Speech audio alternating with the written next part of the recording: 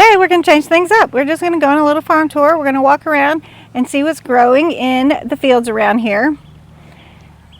We have taken out some crops. We've got some stuff growing. We've got some shorties out there.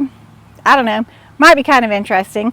We did have bouquets in the flower stand this past weekend on Saturday. And we made up 15 bouquets and we sold 8. We sold 8. So again, we're kind of hanging in there at medium speed, I would say. We're growing. We're still putting things out there on social media. We have gotten a lot of response. Luckily, we had 3 new customers this weekend who gave us great feedback on social media. So I was super excited about that. And that's always helpful. Again, I think it's a marathon and not a sprint. You have to just keep on keeping on. So that's what we're trying to do. So I'm going to just walk you around, show you what we've been doing. So here's the farm stand, and then right behind the farm stand is the upper garden.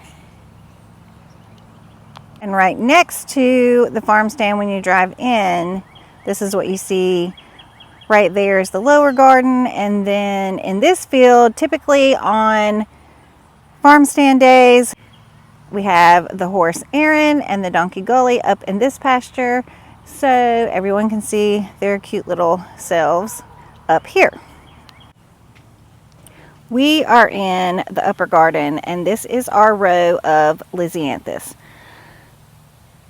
I'm a little bit disappointed and scared that these are going to stay this height.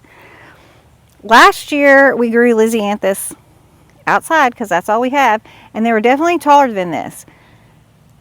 That said, I do think they're going to grow a little bit more. I think they're maybe 2 weeks away from cutting, hopefully. This is the first group. We have a group 1, 2, and 3, so this will be the first group that's going to bloom. And as you can see, I mean, they're definitely getting close, but I still need them to get a bit taller. So this is Lisianthus group 1, and as you can see, I mean, we've got this right there. It's really pretty, but it's kind of short. So I'm not really sure why it's so short. I planted it at the exact same time as I did last year, and it is blooming 1 week earlier, which makes sense because last year we had a really cool spring, and this year we've had a much warmer spring. Although I say that, and our spring has been warm and then we go cool, and then we go warm and then we go cool. So it hasn't stayed consistently warm. So I don't know if that's thrown it off or what, but a little bit worried about that. This is my second group of Lisianthus. These are definitely looking taller, so super excited about that. And then my other group, now this is looking pretty decent too, and I think these will be taller.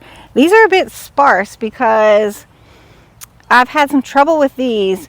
Every time I've had several that looked bad, and so as soon as they start looking bad, like you see that dead one right there, oops, which I need to pull, I pull them because I'm really worried about fusarium and I don't want to spread to the whole thing. And I mean, I pull them when they're looking bad, not just, oh, might be looking bad. So this group has had a few issues, but as you can see, these are definitely taller. So they've had some issues, but yet this group is going to be taller, and my number 2 group is going to be taller. So again, I'll write it all down, figure this all out, and we'll go from there. But that first group down there is definitely going to be shorter. And this year I did not pinch my Lisianthus. I pinched my Lisianthus last year because I wanted more blooms. But when I plant them out in February, I get my first Lisianthus bloom, through June, and then I'll cut them back to about 3 leaves down there, and then I will get a second flush out of these. And so last year my second flush was a little bit spindly, although I could use them. I could definitely use them. So this year I decided to try something new and just not pinch them. Let them go ahead and get one nice long stem, and then hopefully my second flush will be, the stems will be a little bit thicker. That is my thought process there. So keep you abreast on that. These are a few Rudbeckia that perennialized, and then planted these, all this little group of Rudbeckia. They're obviously about to bloom. This is a little spindly group of snapdragons that supposed to go out when the other snapdragons were here, but then they didn't grow, and I've had all kinds of problems with them, and they finally got to the point where I could plant them out, so I just did. So I have a little spindly snapdragon group. And then here are some of my zinnias. I'll show you more in the lower garden, but I've had trouble with my zinnias too. My zinnias are all staying small and short right now, and again, that's because we'll have some really warm days, then we'll have 2 or 3 cool days, and then warm days and cool days. And as everyone knows, zinnias like hot. They like hot. By now, usually the beginning of June, we're hot consistently, but we haven't stayed consistently hot. For example, this past weekend, I think it was, I want to say Friday night, Saturday, it got down to 48. That never happens in May. So, my zinnias have not been loving the cool weather. We have, but not the zinnias. So I thought that I would be getting zinnia blooms by now, but look, I have a zinnia bloom, but look how short. And then, I mean, one coming obviously, but look how short. So that's a problem. I'm going to leave them in, obviously, and then just hope when the heat hits, they'll elongate. This has been a big success. My scabiosa. I just cut a ton off of these for bouquets for this weekend. These were overwintered. This big tall group was overwintered. Planted these in the fall, overwintered them, and look how gorgeous they are. So I have learned you can pick them at this stage, and they will go ahead and open to this stage. I got this seed from Johnny's, and it's the berry mix. And I've got so many beautiful colors in here. Can't even tell you. I love them all. And they go so well in the bouquets. So this is all the tall ones, my overwintered scabiosa. And then we get down here to this little patch right here. And this would be a patch that I started in February. Probably planted it out the very beginning of March. And it's doing great. I really wish that I would have started more. But I had never grown scabiosa before, so this was basically a trial. So I just grew a little bit more to see how a succession would do. And now that I know that it does well, next year I'll definitely do a larger succession of scabiosa. We pulled out dianthus. Actually, just we're a no-till, so we just cut the dianthus, and then we've got a little bit more dianthus there, and then cut dianthus out there, and then all our feverfew is in bloom. And as you know, oh my goodness, they make great bouquet fillers. And I love this dianthus that looks like little daisies. A patch of yarrow that has perennialized. Love it. Yarrow goes really well in the bouquets too. Do you see this little tiny patch? That's all we harvested for bouquets this weekend. We still have all of that. Now, look down this row. So here's the Lisianthus, then I skipped this row and I took you down this row. This row right here, we have direct seeded, let's see, can I find, yep, direct seeded sunflowers. On top of this used to be all the way to here was anemones, so we direct seeded sunflowers. We just pulled up all of the Gadaisha, and then that has nothing in it. It's waiting for another crop.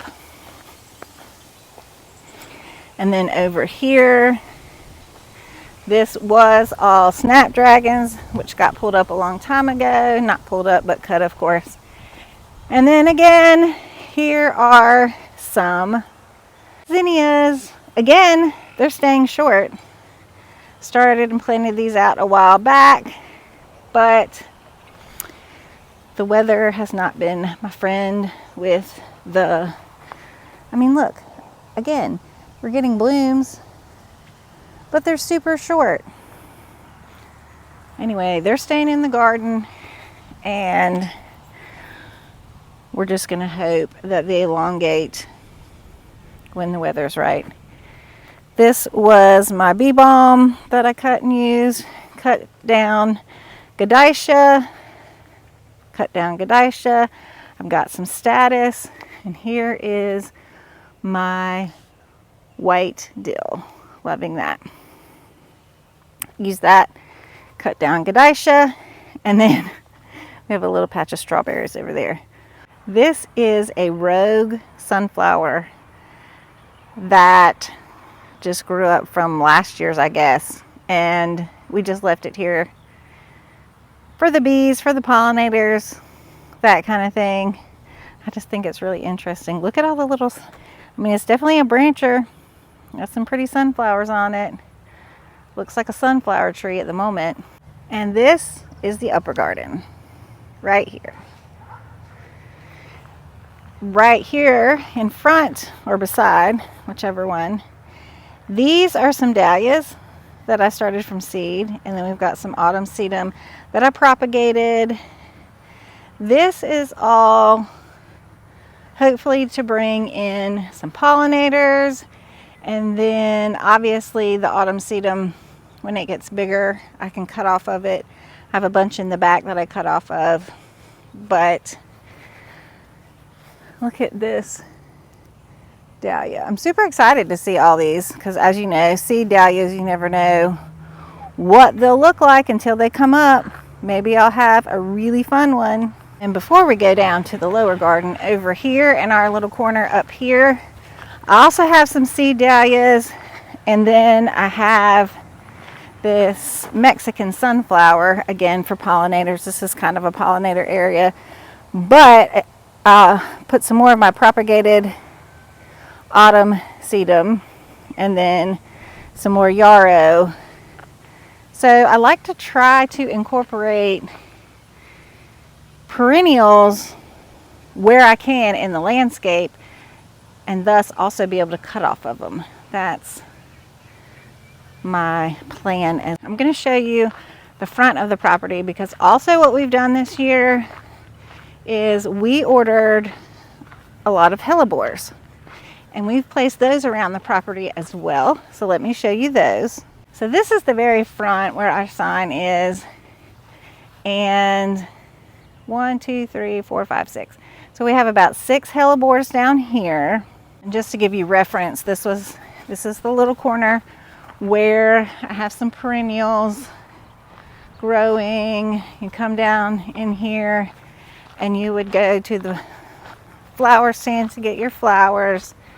There's the upper garden, lower garden, pasture over here.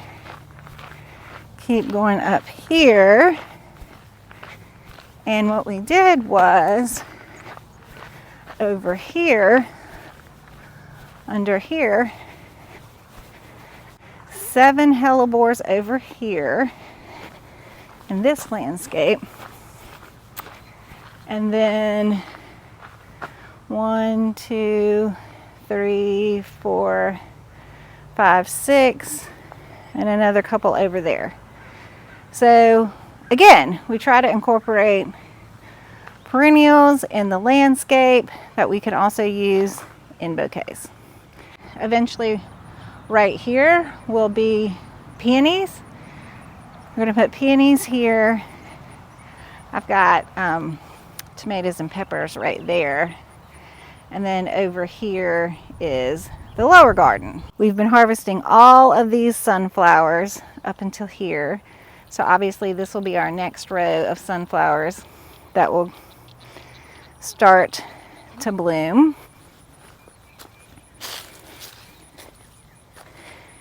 And then look at this sweet pea, that is still going strong.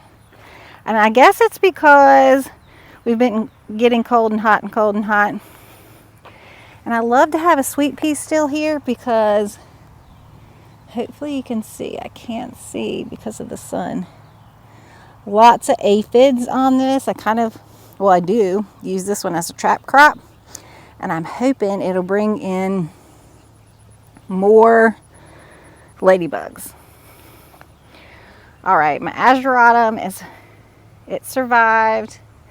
I planted that out very, very early spring. And it is finally getting tall. I'm hoping that'll be tall enough to cut off of soon. This, I'm about to pull out. This I planted very early spring. It has not done well. It has stayed really small. I forget the name of this one. It's like a straw flower, but not. Oh, I don't even know where my little tag is. Anyway, it's about to get the axe. Got Gumphrena going on here. Apples of Peru. This is the first time I've planted apples of Peru. And I use this as a trap crop as well. And I call it a trap crop because it's supposed to, the beetles really like this. And I'm hoping the beetles will attack this and not some of my other crops. But I finally cut off of it and I brought it inside just to try it out because I've also heard it's good in bouquets. And guys, this is really good in bouquets. It didn't wilt, not one bit. It is super strong. I cut a lot of leaves off so that you can see these little lantern things. And in the vase, it continues to grow a little bit. These flowers open the flowers, and then as it continues to grow, it continues to get more flowers. It's just really nice, easy, super easy filler. This is going to be a grow again for me. I see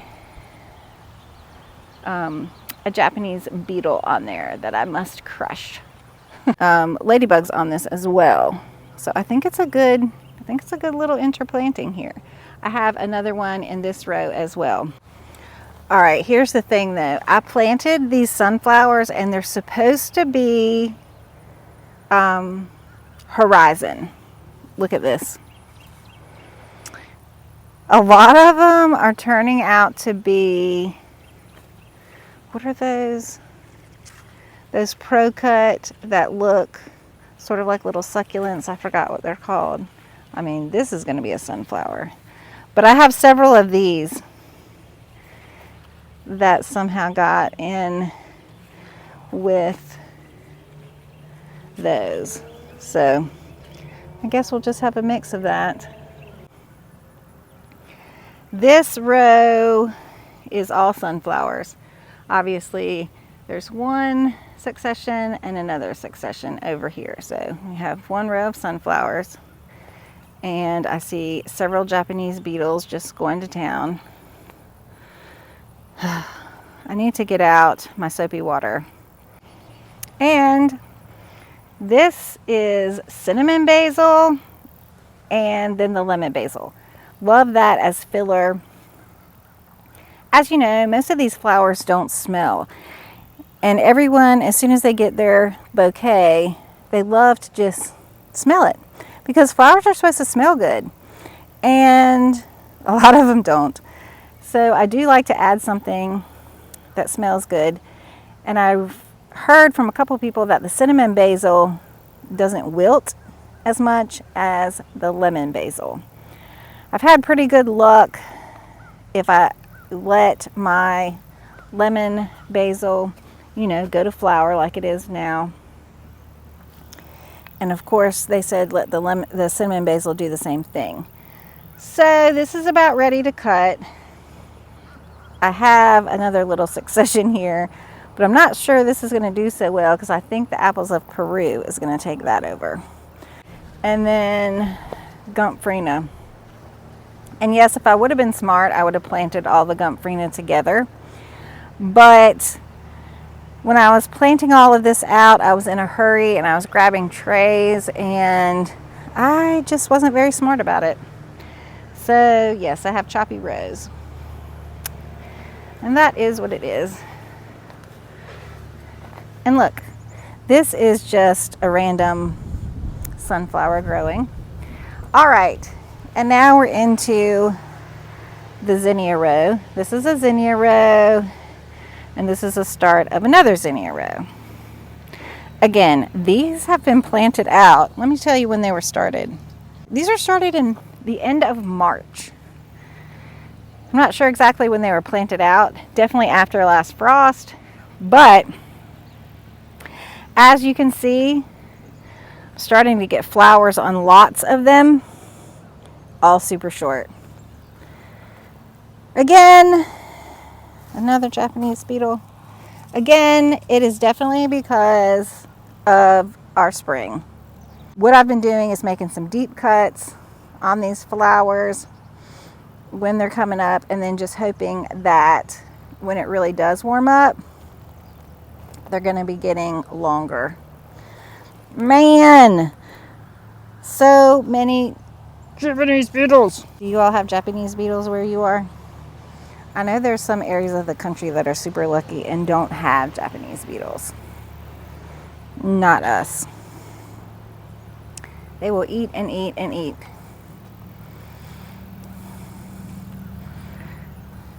Look at this one. Look at this one. I think this is one of my floret zinnias. I have a few floret zinnias planted in the mix here that I started, and I can't wait to see those colors. And then look at this. A rogue dahlia came up in the middle of this. I did have dahlias in this row, but I dug them all up, I thought. So zinnia row. And then I'll show you this zinnia row up here. I also have little tiny grasshoppers eating. So obviously lots of bug pressure. So here we go on the zinnia row. There'll be more, but I mean, we've got some really pretty colors. These are all Benares giants, but see how small they are? Again, I'm not giving up. I'm just saying that they're going to get better as the heat comes on. That said, I just started a whole nother succession of zinnias too, just in case. And then here is my row of eucalyptus growing. So I had a row here and we tried to overwinter it. It did not go so well for us. But I had started all of this eucalyptus last fall and overwintered this eucalyptus in the hoop house, just in pots, and then planted this out. So this looks really good. So I'm happy about that. I've got blueberry bush. All of my, this was Bupleurum bells have all been cut. And then the bachelor buttons are about to get cut. Nigella, all the seed pods, I'm gonna actually dry those. So this row is about to be cleared out.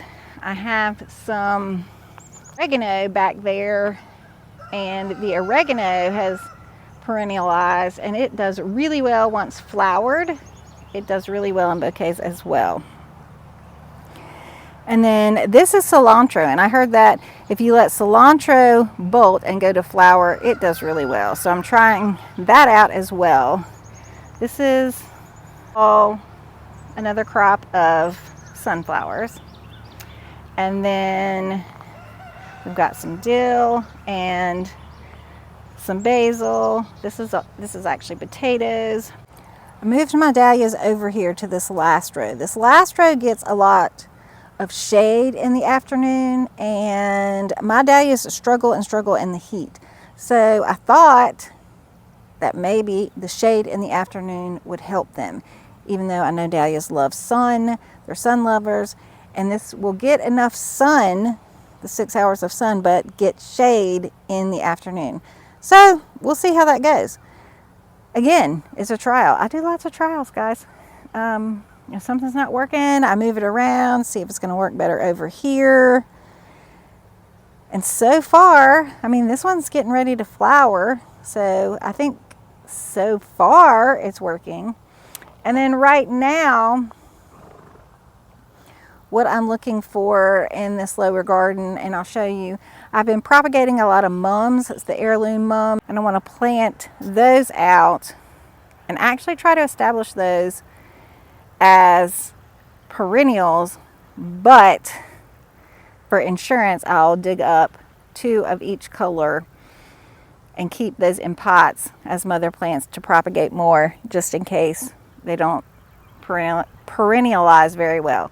I have read that if I at least get these mums out in June, you know, keep them cut back till about July, and then let them go, that they'll flower at the right time.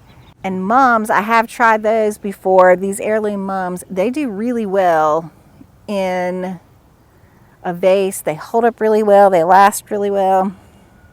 The only thing you have to kind of watch out for with mums are aphids. Aaron decided and Gully decided they would come out of the stall for a little while. They're quite spoiled. They do have a fan in the stall. But there they are. And then we've got the barn. So I'm going back to the back of the house where we have lots of plants as well. Back here, Bob has some water totes there where he harvests water off the barn, and then the water totes here. These water totes I'm able to use, got the chickens, when I water everything back here. So that's really nice.